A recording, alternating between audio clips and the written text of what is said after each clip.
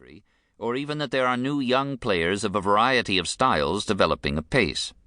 Over the last 20 years, articles in the New York Times and Newsweek expressed astonishment on discovering that jazz musicians exist who are in their teens or early 20s. Similarly, when the sales manager of one of the nation's leading record chain stores was asked why classical and jazz records were being displayed together in the same section of his stores, he answered that classical music is music played by old white men and jazz is music played by old black men. But jazz did not stop developing in the 1950s. In fact, the music that followed was extraordinarily original and varied. By 1959, it was evident that there was a permanent shift in the air. The music of Ornette Coleman, Cecil Taylor, John Coltrane, and others had become the avant-garde, and as it turned out, the last acknowledged avant-garde music of the 20th century. This is not to say that nothing new or different has happened since. Quite the contrary. But it is still necessary to speak of much that has come since as post-Coleman. In the 1960s, jazz established its new, which would stay new for years. At the same time, bebop moved to become the center of jazz, and swing underwent a late revival. It was the beginning of permanent diversity in jazz. Throughout the 1960s, there were continuous changes in jazz, especially in the form of musical mergers and alliances. Links were made with folk, popular, and classical musics of all types, including those from beyond the West. New musical resources and techniques never called on before were put to use in jazz. And the musicians in parts of Europe, Africa, Japan, and Latin America saw in these American musical developments new possibilities for using their own native resources as the basis of a distinctive jazz or improvised music.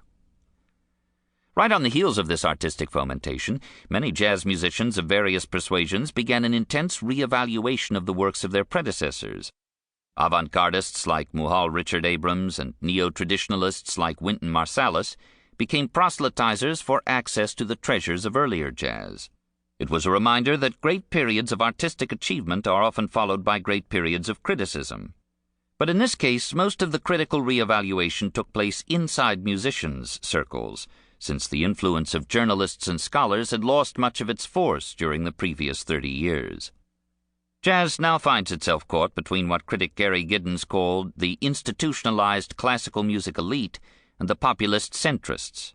It is excluded on one side as merely pop music, and on the other as being no longer popular, neglected because of its lack of pedigree and ignored commercially because it doesn't sell enough records.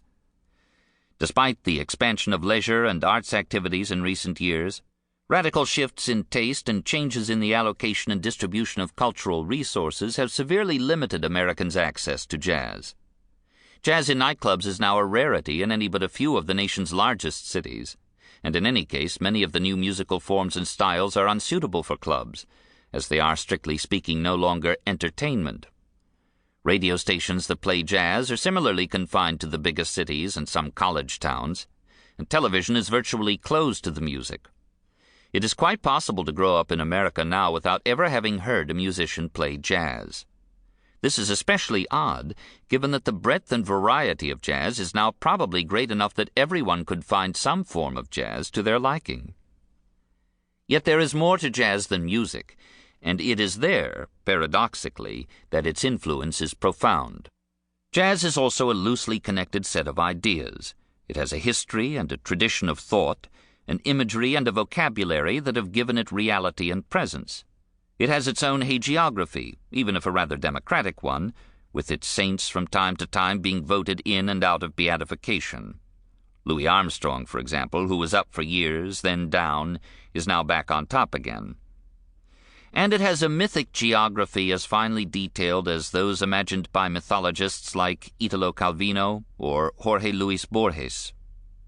Just at the moment when classical music began to abandon programmatic composition under the influence of neoclassicism, jazz arrived, sprinkling its titles and lyrics with the street names, railroads, junctions, rivers, deltas, coasts, and cities that make up Jazz America.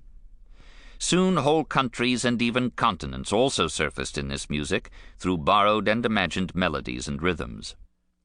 Jazz has been represented in a striking number of ways and by a variety of means. Jazz, as we might now call this larger area of discussion, has outgrown